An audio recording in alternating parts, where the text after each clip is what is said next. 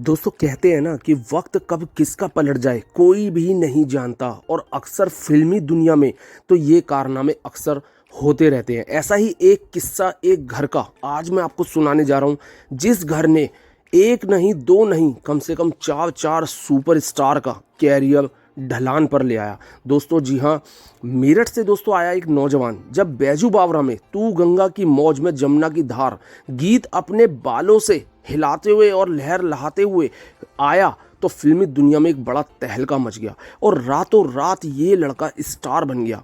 जी दोस्तों, मैं बात करने जा रहा हूँ बहुत ही बड़े सुपरस्टार रहे भारत भूषण की। भारत भूषण जब बुलंदियों पर थे तो उन्होंने बांद्रा में एक बंगला खरीदा। सामने थी समंदर की लहरें और तेज हवाएं, सब कुछ सही चल रहा था। तब भारत भूषण ने फिल्मों को प्रोड्यूस करने का सोचा। बरसात की रात जैसी एक सुपरहिट फिल्म भी बनाई। अगली दो चार फिल्में बनाई लेकिन वो चल नहीं पाई। सितारे गर्दिश में आ गए। घाटा हुआ तो कर्जों के बोझ तले आ गए। अपनी जमा पूंजी बेचकर कर्जे चुकाए जाने लगे, जिसमें ये बंगला भी शामिल था। उन दिनों एक और स्टार तेजी से उभर रहा था, उसका नाम था राजेंद्र कुमार। राजेंद्र कुमार का सितारा बुलंदी पर तो था। ये बंगला भारत भूषण से उन्होंने 25,000 रुपये में खरीद लिया। उन दिनों 25,000 रुपये भी बहुत बड़ी रकम हुआ करती थी। राजेंद्र कुमार ने उस बंगले का नाम रखा डिम्पल, जो उनकी बेटी का नाम था। बंगले में आने के बाद राजेंद्र कुमार सफलता की सीढ़ियां चढ़ते चले गए। फिर बीच में राजेंद्र कुमार का सितारा भी कुछ डाउन हुआ, क्योंकि एक और बड़ा स्टार फिल्मी दुनिया में छा चुका था, जिसका नाम था राजेश खन्ना। दोस्तों, राजेश खन्ना को ये बंगला बहुत पसंद था, पर राजेंद्र कुमार उसे बेचने के मूड में बिल्कुल भी नहीं थे।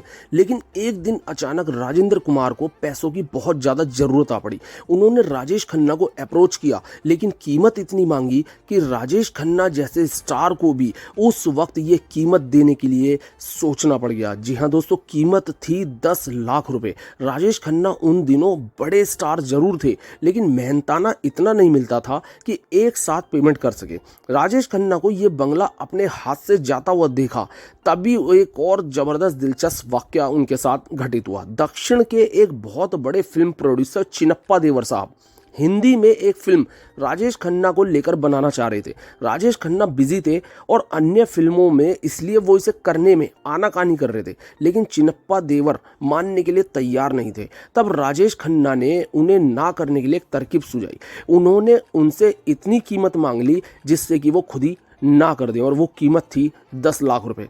चिनप्पा देवर बेहद हैरान थे, क्योंकि उस समय कोई भी बड़े से बड़ा एक्टर 2 से 3 लाख रुपए ही लिया करता था। लेकिन राजेश खन्ना ने एक साथ 10 लाख रुपए मांगे और साथ में ये भी कह दिया कि सारे पैसे एडवांस चाहिए, क्योंकि मुझे एक बंगला खरीदना है। चिनप्पा देवर ने सारी बात जानी और एक साथ 10 लाख रुपए राजेश खन्ना को दे दिए। फिल्म शुरू हुई, जो कि सुपर हिट साबित हुई, और उस फिल्म का नाम था हाथी मेरे साथी।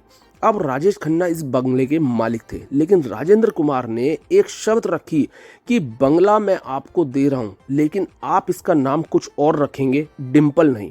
तब राजेंद्र कुमार ने एक और नया बंगला बनाया और उसमें यही नाम दोबारा रखा।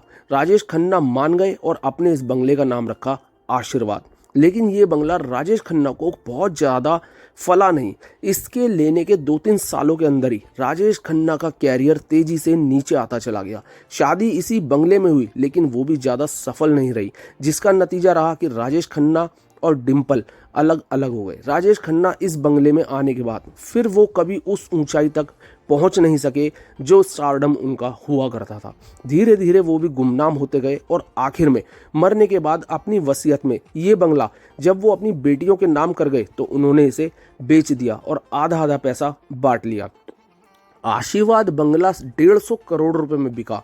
अब दोस्तों शुरुआत पे आ जाते हैं। जिनका ये बंगला स्टार्टिंग में था, यानी कि भारत भूषण, जिनका ये बंगला था, उन्होंने जीवन के आखिरी सफ़र तक दोस्तों अपना समय आखिरी चौल में झोपड़पट्टी टाइप एक सोसाइटी में बिताया, और वो अक्सर बसों में सफ़र करते रहते थे।